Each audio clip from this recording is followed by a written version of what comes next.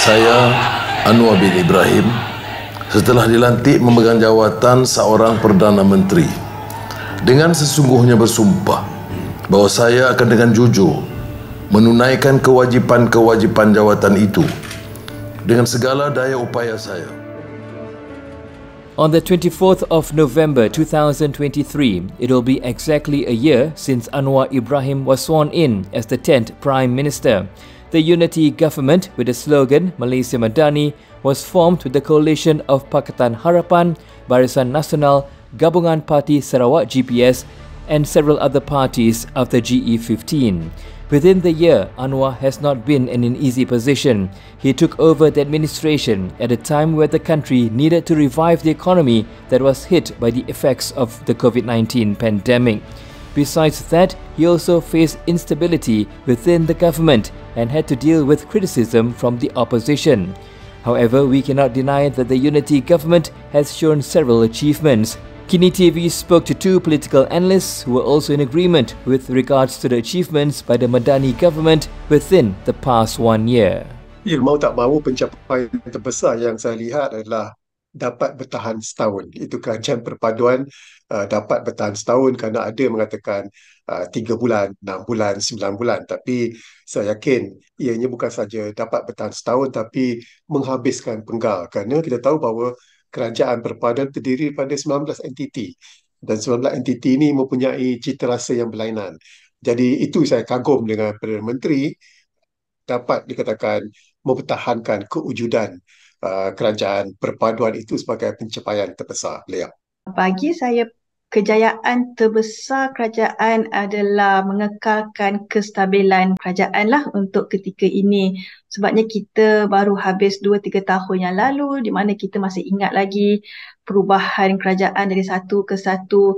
Ramai rakyat yang resah, yang rasa sudah-sudahlah dengan permainan politik. Jadi saya rasa untuk sekarang kita cakap tentang setahun kemudian, inilah pencapaian terbesar. Selepas setahun, kerajaan ini masih berdiri, malah makin ramai yang sudah masuk dan menyokong kepimpinan Datuk Seri Anwar. Jadi inilah saya rasa yang kejayaan untuk sekarang ini.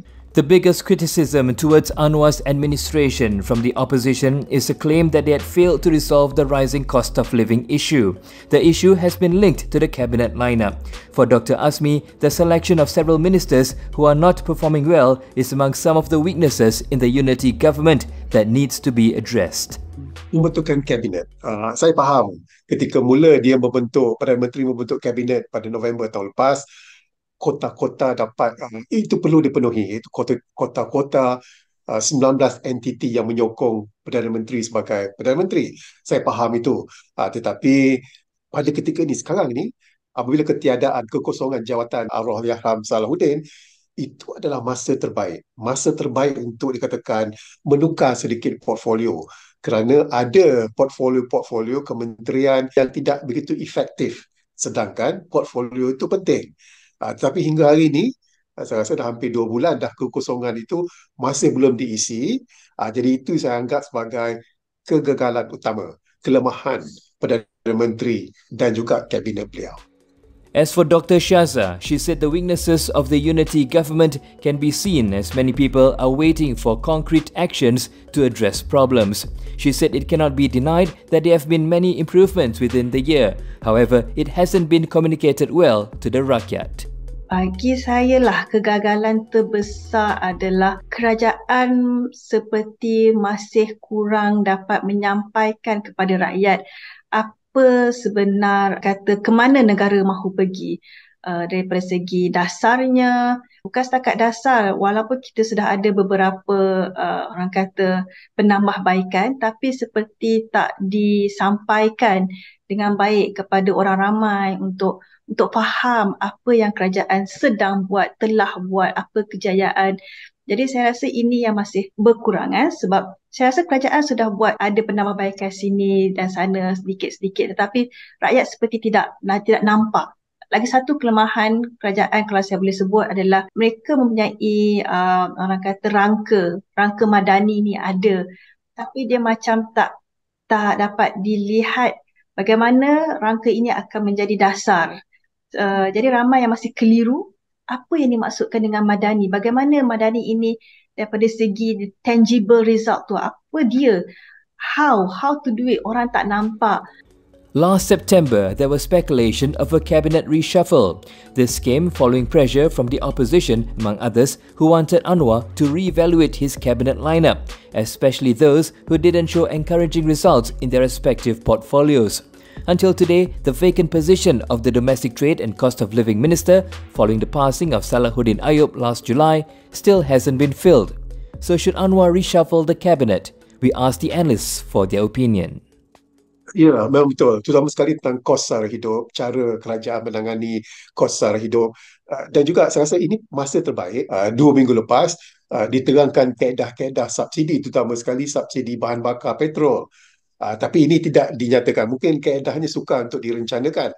Tapi itulah harapannya supaya subsidi itu dapat disusun. Dan untuk menyusunnya, memerlukan champion. Sebab itu dikatakan, ada menteri-menteri itu dia tak boleh tau. Dia tak sesuai. Sebab itu dalam hal ini perlu diubah sedikit portfolio supaya perkara yang amat sukar seperti subsidi bersasar itu dapat dilaksanakan secepat mungkin. Ramai yang sebut tentang rombakan.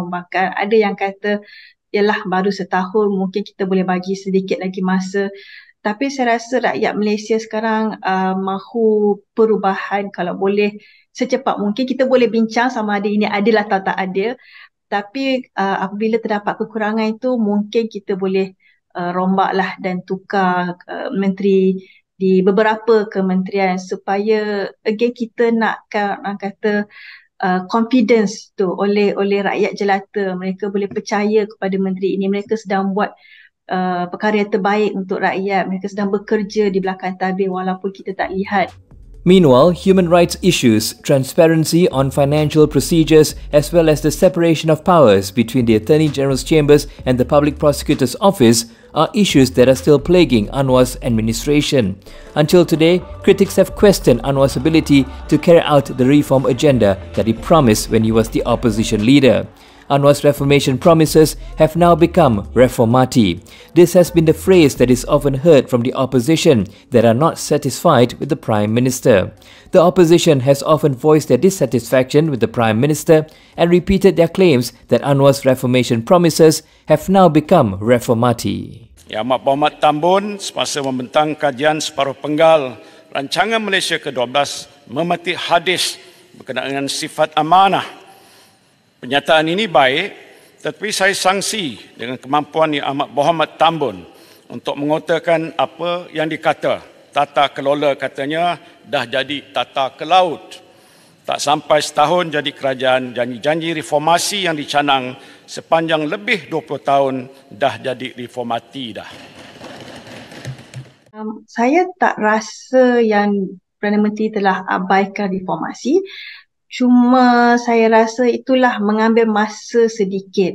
Ialah ramai yang kata ini bukannya kerajaan Pakatan Harapan, maka tak boleh dilihat seperti kerajaan Pakatan Harapan, ini kerajaan perpaduan. Tapi saya rasa itu adalah justifikasi yang kita tak boleh ambil pakai sebab at the end of the day, Anwar Ibrahim adalah Perdana Menteri kita dan beliaulah yang orang kata menyuarakan tentang reformasi di negara ini.